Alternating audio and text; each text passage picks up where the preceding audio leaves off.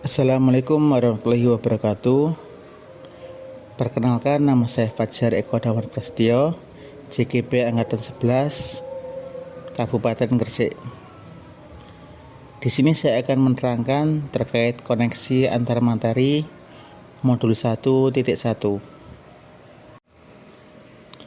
Sejarah singkat Ki Hajar Dewantara. Ki Hajar Dewantara lahir dengan nama Raden Mas Suwardi Suryodiningrat pada tanggal 2 Mei 1889 di Yogyakarta, Jawa Tengah.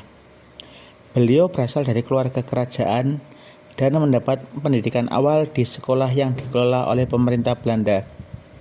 Selama masa itu, beliau menyaksikan ketidakadilan dan diskriminasi terhadap orang pribumi dalam hal pendidikan. Ki Hajar Dewantara pergi ke Belanda tahun 1903 untuk melanjutkan pendidikannya.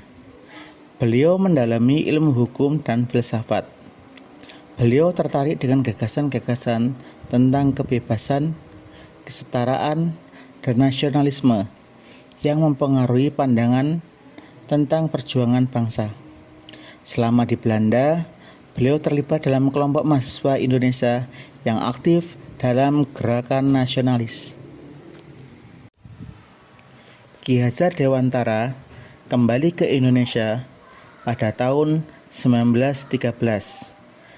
Beliau melihat kondisi pendidikan di Indonesia yang masih diwarnai oleh ketidaksetaraan.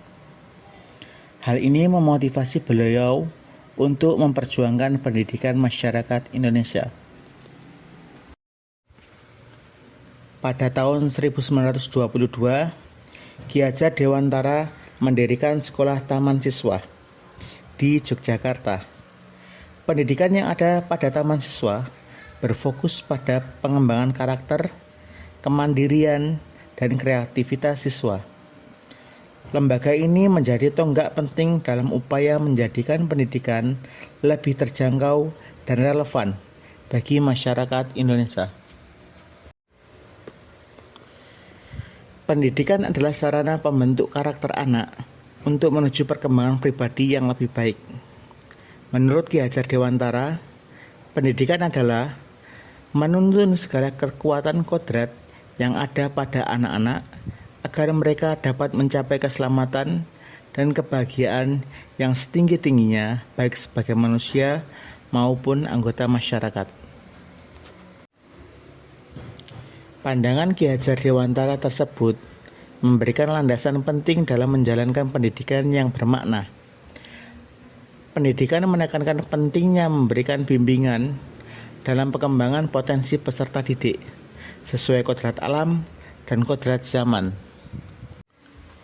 Sebagai pendidik, alangkah baiknya kita dapat memberikan tuntunan berupa teladan, kesempatan, dan dorongan kepada peserta didik agar mereka dapat mengembangkan potensinya dan memiliki budi pekerti yang luhur sehingga kelak dapat dijadikan bekal untuk menjalani kehidupannya di masa yang akan datang.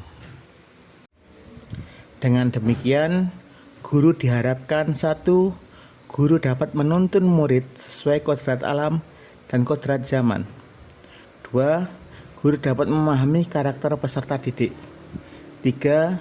Guru memahami tujuan pembelajaran. 4. Guru dapat beradaptasi dengan perkembangan zaman.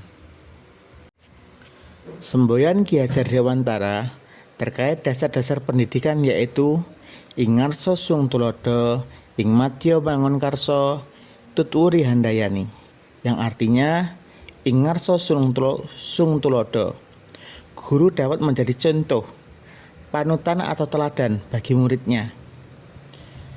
Ing madya bangun karso, guru dapat membangkitkan kemauan anak dengan memberi kesempatan untuk berinovasi dan mengembangkan potensinya. Tuturi handayani, guru dapat memberikan dorongan atau motivasi kepada muridnya. Dengan menerapkan dasar-dasar pendidikan Ki Hajar Dewantara yang menerapkan pembelajaran berdiferensiasi atau berpihak kepada murid, diharapkan Murid juga dapat: 1. Murid dapat mengembangkan potensi yang dimiliki. 2. Murid dapat berpikir kritis, memiliki budi pekerti yang luhur. Sebelum saya mempelajari modul 1.1 mengenai refleksi pemikiran pendidikan Ki Hajar Dewantara, saya memiliki keyakinan bahwa kegiatan pembelajaran akan berhasil bila pembelajaran terpusat pada guru. Pembelajaran lebih banyak menggunakan metode ceramah. Kebanyakan saat praktek olahraga, guru yang mencontohkan terlebih dahulu sehingga tidak memberi kesempatan siswa untuk berani tampil memberi contoh ke teman yang lain. Guru merasa sudah menguasai dan nyaman dengan cara mengajar tanpa harus merubah metode pembelajaran sesuai perkembangan zaman.